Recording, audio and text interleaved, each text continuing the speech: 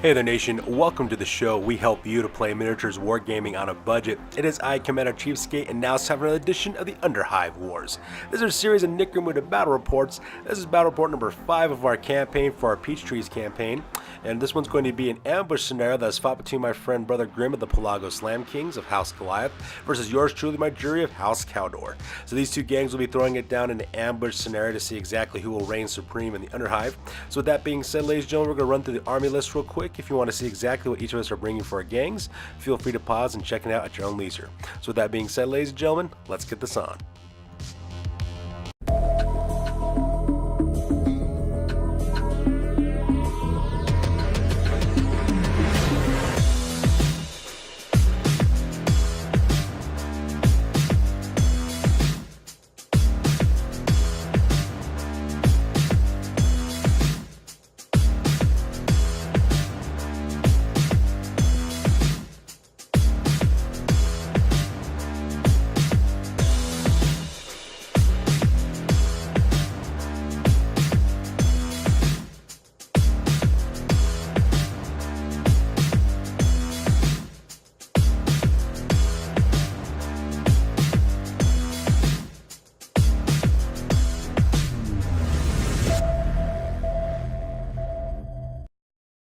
Alright, so let's go ahead and talk about the scenario rules real quick. This is an ambush scenario, so when this is happening is that the defender, which is my character in this case, because my buddy Brother Green got to choose a scenario, I get to deploy D3 plus 5 randomly chosen gang members within a 6-inch deployment area that's in the center of the battlefield. So as you can see there, you can see how we're fighting on a 4x4 table, as marked by that orange circle in the middle of the battlefield. After which my opponent, who's the attacker, he gets to deploy his entire gang 12 inches away from me, or he can also put his guys within 6 inches of me if he's not directly in my line of sight of my defenders. And so as you can see, he's also got some guys located there as well. The objective is for the scenario is for the attackers to take out all the defenders, or if I'm the defender in my case, try to escape from the battlefield as quickly as possible. The winner of the campaign of this battle report gets +2 to their reputation and also gets +1 reputation for the loser. Also, just kind of the same thing, you get +1 reputation for each of the gangs if they fight each other for the very first time. And since we're doing that, we're all both going to get an extra reputation point for this one. Also, if any gang members also fail a bottle test for this one as well, you lose 1 point of reputation as well. And that's pretty much what's going on with this scenario for this one. So that being said, ladies and gentlemen, let's go and talk about the deployment areas and show where everything is located at. Okay, so let's talk about deployment real fast for the jury. As you can see, I'm looking at a 6-inch orange circle in the middle of the battlefield. On this scenario, when I rolled to see how many exactly guys I'm bringing on my table, I rolled a 1. So because I only get 6 members of my gang to fight in this actual battle report, and unfortunately for me, none of my gangers are chosen. I have to do that at random. So as you can see here, what I end up having Limit Head as well as Mondo in the back ranks there. On the left-hand side, I have Dark Side with Tetsuo there in the front left. On the right-hand side, I have Jockey, who's my champion over the auto gun. And on the far right hand side I got VR, who's a ganger armed with twin auto pistols. And that pretty much makes up my gang as well as my deployment for this battle report. Alright, up next, the deployment for the Pelago-Slam Kings. As you can see, he's got 3 of his members of his gang. I believe those are 2 of his Jubes, Whack-A-Mole, Trimp the Shrimp, as well as Flesh Stick. He's the guy who's armed with the Renderizer. As you can see, they're within 6 inches of my gang, and the reason why is because we have that sight blocker there in the middle of the table, so they're not in line of sight. So because of that gets them really up close to my troops, which could be pretty bad too as well, because the attackers get the initiative on this one.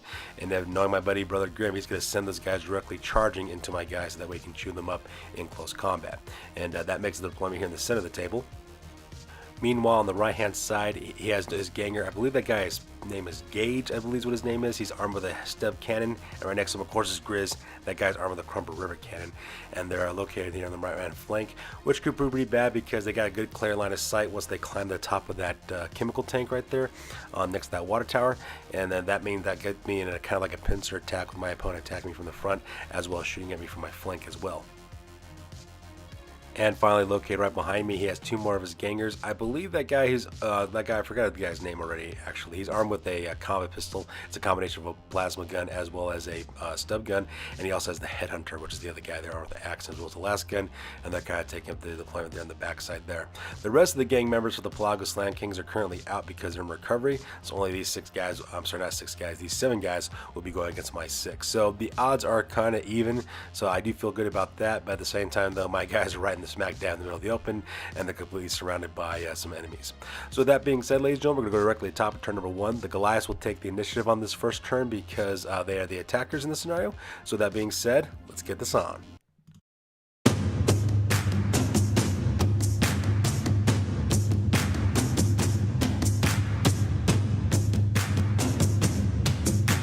Alright, so that takes directly to the top of the action phase, and because my opponent, Brother Grimm, is the attacker in the scenario, he automatically gets to activate 3 of his fighters right off the bat, even before he actually does the rest of his actions. So as you can see in this picture, he decides to activate Flesh Stick, Trip the Shrimp, as well as Whack-A-Mole. That's his little 3-man assault team that's within 6 inches of me, and as you can see, we have the little skull icons represent the fact that these guys will be activated, and they can start taking actions directly against my troops. Then the very first thing that my buddy does is that he starts charging these guys directly into me, so that way he can start engaging some of my guys into close combat. And as you can see in this photo, my buddy wastes no time whatsoever. He engages Darkside, who's my ganger, on the shotgun on the left-hand side with Whack-A-Mole. Right in the center, he takes my Juve, Tetsuo, with his own Juve, that's Trip the Shrimp. On the far right-hand side, he charges my champion, Jockey. He charges that guy with Flesh Stick, who's armed with the Renderizer as well, which is actually pretty intimidating because that Renderizer could put out a lot of damage, has a really high strength attack, and it's like the perfect weapon to go up against my champion with. So because of that, all 3 guys start engaging in close combat. And in the aftermath, it proved to be very, very brutal for me in close combat. I got pretty lucky. My Ganger Darkside managed to put down Whack-A-Mole pretty easily, so that part was kind of nice. However, Trip the Shrimp, he automatically put down Tetsuo with his close combat attack, so because of that, my Juvie, Tetsuo, he will need to roll up on the serious injury table at the end of the battle report because he went out of action. At the same time, the Flesh Stick armor, the Renderizer, had no problem chopping down my gang champion, Jockey, and because of that, he automatically goes out of action as well. So Jockey will have to roll up on the serious injury table to see exactly what happened to him. Like I said before, the only saving grace in all this was that Darkside managed to put down Whack-A-Mole, so my opponent, Brother Grimm, will need to roll up on the serious injury table for that guy. Now, because these guys both complete their close combat phase, they get to do a quick 3-inch follow through, and as you can see, Trip the Shrimp charged directly into a good position to where he can attack both Lemon Head as well as Mondo from the back, and of course the Renderizer wielding Flesh Stick, he automatically charges directly into VR, so now my Ganger, our twin auto pistols, is now engaged in close combat as well, which could be very, very bad for me right off this bat. And because of the number of guys I have down, I will have to roll to see if I take a bottle test this turn, and things are looking very bad for me at this point. As you can see in this photo, we then go into my action phase real quick. As you can see, I do charge in Mondo to help out VR take on Flesh Stick with armor with his Renderizer. At the same time, I also turn my guy Darkside so that way he can get a good little flank charge and try to get into Trip the Shrimp as well, engage that guy into close combat. And as for Lemon Head, because I'm only activating a couple of guys at a time because I have to wait for my next activation phase, Lemon Head is just kind of there, take up the rear to try to make sure that nobody comes sneaking around our back ranks and try to outflank us. And as you can see in the next photo, I have to apologize for the blurriness of this photo. My guy VR as well as Mondo had no problem putting down the Renderizing wielding Flesh Stick. So I got really lucky on that part. So because of that, Flesh Stick will need to roll up on the serious injury table to see exactly what happens to him at the end of the campaign. However, Trim the Shrimp as well as Darkside, I have to wait to do combat between those 2 guys just because I don't have enough activated fighters at that point. Meanwhile, across the battlefield, as you can see, my buddy Brother Grimm activates his champion Grizz, who's armed with the Crumper Rivet gun. He also activates Porter at the same time. As you can see in this photo, during the movement portion of their action phase, they move to the top of this chemical works, which gives them a good line of sight advantage to start laying down some overwatching cover fire from their position directly into the middle of my little assembly area, which could be absolutely devastating because both these guys are packing high strength weapons, and it's enough to put my guys into the ground if I'm not careful. However, luckily for me, they only managed to cause 2 flesh wounds onto VR, so I do lose 2 points of toughness for that character, which makes him quite easier to wound in close combat as well as in shooting. But at the same time, though, he's still up, he's still moving around, and he could also still cause some problems if he manages to get within range of his auto pistols and shoot with both of those guns against those guys. And that pretty much makes it the action phase for those guys. Meanwhile, I do activate Darkside to fight against Trip the Shrimp, and as you can see in this photo, Darkside no problem whatsoever putting that poor Juvie into the ground. So because of that, Trip the Shrimp will need to roll up on the serious injury table to see exactly what happens to him, and I do a quick 3-inch follow through with Darkside, so that way he's in close range to open up with a shotgun. I plan on using him to open up with his solid shot slugs against those 2 shooters on the top of the inside Chemical Works tower, so that way I can take them out and not have to worry about having my guys chopped to pieces with shooting. Meanwhile, across the back flank there, as you can see, that ganger for the Goliath is armed with a combo weapon. He comes around the corner, takes aim with both his stub pistol as well as his plasma pistol, and aims both those shots and directly aims them at Lemon Head and try to take that poor guy out of action as well. I got really lucky because the plasma gun actually fired wide. Because when you fire with both weapons, you get -1 to hit. So I got pretty lucky on that part. So Lemon Head dodged the plasma shot. However, incredibly enough, the stub pistol though, that managed to hit my guy and also managed to put a flesh wound onto him as well. So now because that Lemon Head is packing 1 less toughness, makes him easier to hit as well as to wound. So things are not looking very good for me at this point. Most of my guys are carrying flesh wounds. Not to mention 1/3 of my guys are out of action right now. However, not being outdone by that other Goliath member, as you can see in this photo, the headhunter kind of walks around the corner of that office building, takes aim with his last gun, and then opens up and pops a shot off onto Lemonhead. And not only does the headhunter manage to hit my guy because within short range he gets +1 to his hit rolls, he also manages to wound as well as to cause a serious injury onto Lemonhead. So as you see in that photo, he's laying down on the ground now. He's suffering a serious injury as well as a flesh wound. So I'll need to roll up to see exactly what happens to him on the injury table during the end phase to see exactly if he goes out of action, stays seriously injured, or if he gets back up on his feet with a flesh wound. So as you can see at this point now, half of my guys are now either down or out of action, and the other half of the guys are either carrying flesh wounds or they're really far away from me to cause any sort of damage whatsoever with shooting. So things are looking terrible for my gang at this point.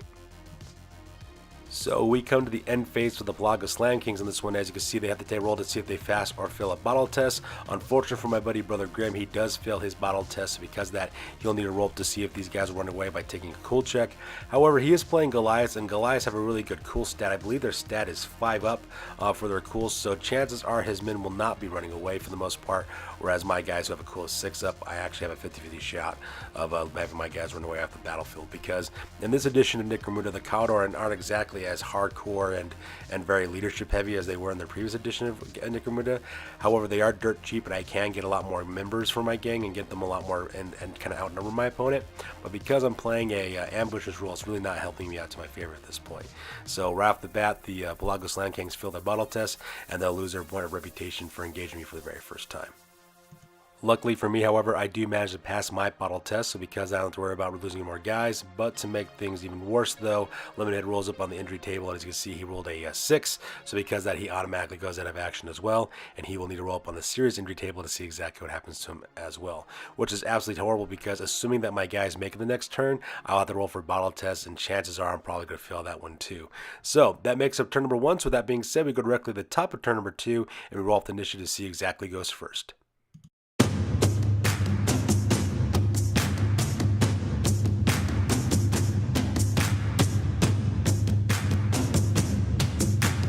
Alright, so that takes us directly to the action phase, and the Pelago-Slam Kings manage to steal the initiative again. As you can see, my buddy decides to activate his gang champion Grizz, as well as, I believe that's Porter, that's the ganger who's armed with a stub cannon.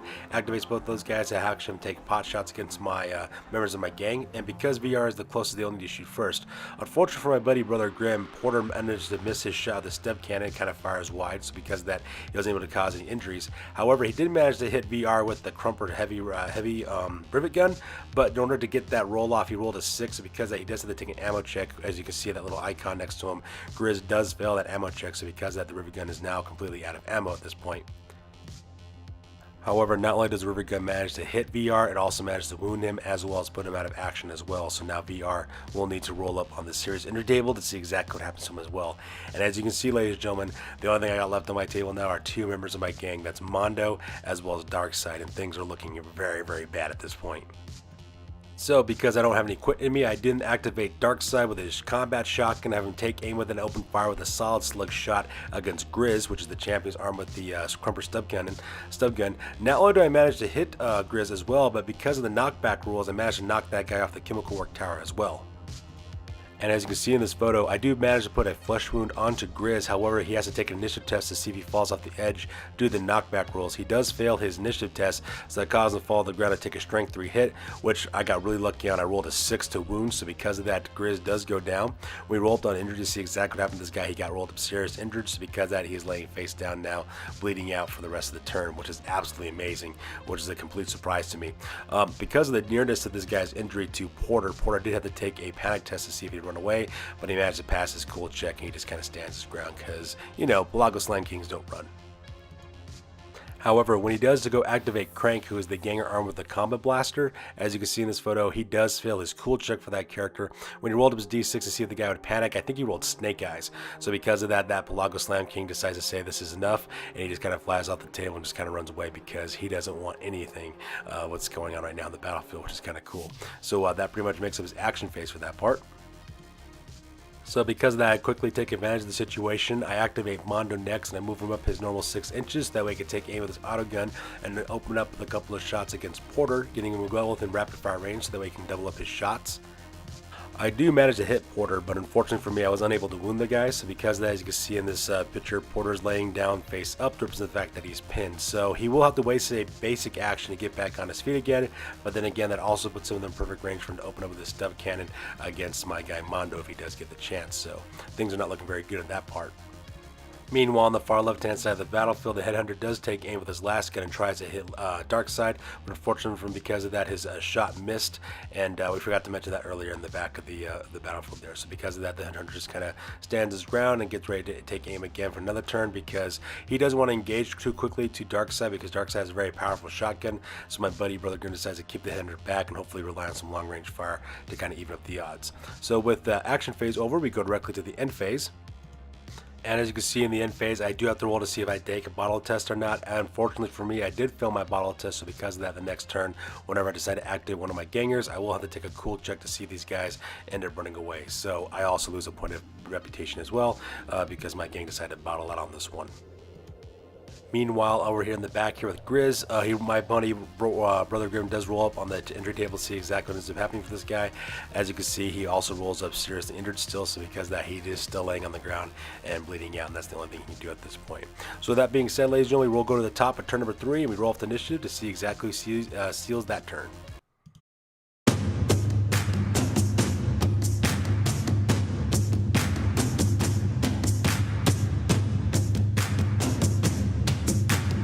And as you can see, ladies and gentlemen, I finally get the initiative on this part. So during the action phase, the very first thing I do is I charge with my ganger Mondo, and I manage to close the distance between him as well as that ganger Porter. So because of that, the duo of them will be engaged in close combat and come to blows to see exactly who will stand up on this one.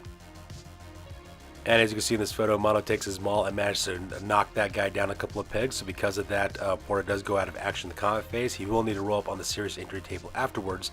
And as you can see, that also puts my character Mondo in a good position to charge into Grizz there in the bottom of the screen there in the next action phase if I get a chance. Because if that guy doesn't get back on his feet by the time that my character closes up with him in close combat, he can perform a coup de grace and just kind of finish off Grizz, and that would also make that guy go out of action as well. And he will need to roll up on the serious injury table too if that has to happen. So I'm hoping that my opponent doesn't get to manage to recover his champion, so that way I can take him out as well.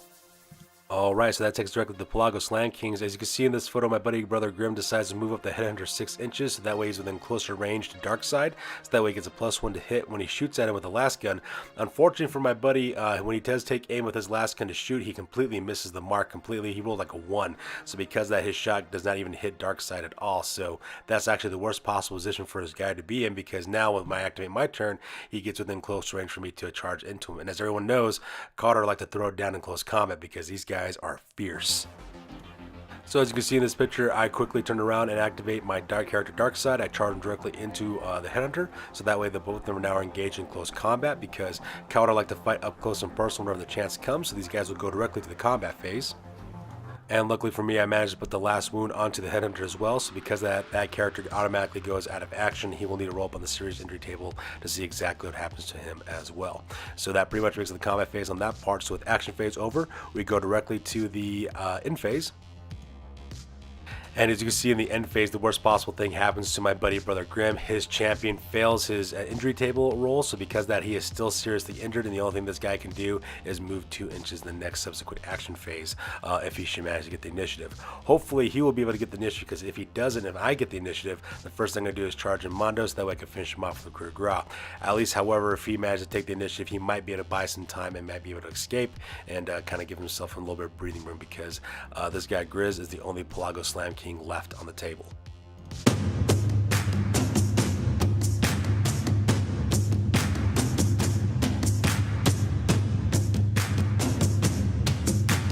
So we're at the top of turn number 4 for the action phase. Once again, the Pelago-Slam Kings do manage to steal the initiative. And as you can see in this photo, my buddy Brother Grim decides to take his injured guy and make him crawl away 2 inches to get as far away as he possibly can from Mondo, because he knows if I charge into him, that would be the end of it. And as you can see in this photo, I do manage to activate Mondo and successfully charge directly into the fallen Grizz, and then also spend a basic turn to finish him off with a coup de grace, and that means that Grizz will now go out of action. He will also need to roll up on the serious injury table to see exactly what happens to him as well.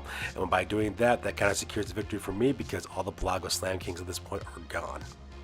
And as you can see, ladies and gentlemen, that takes us directly to the end of the game, and the Cawdor win it for this one, for this ambush scenario. I still have Darkside as well as my buddy Mondo still on the table, while my friend Brother Grimm's entire gang is completely off the table and put out of action. So with that being said, ladies and gentlemen, we're going to go directly to the post game, because this battle report is now officially over, and we're going to start counting up some ducats and some creds and see exactly what we take away from the campaign on this one.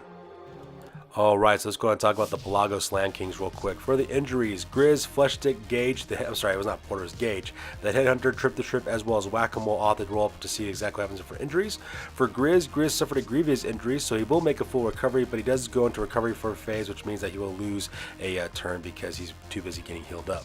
At the same time, Flesh Stick, he suffers a serious injury. He suffers the hobbled effect, so because of that, Flesh Stick does suffer -1 to his movement for the rest of the campaign, and he also goes to recovery, so he'll miss out on the next game as well.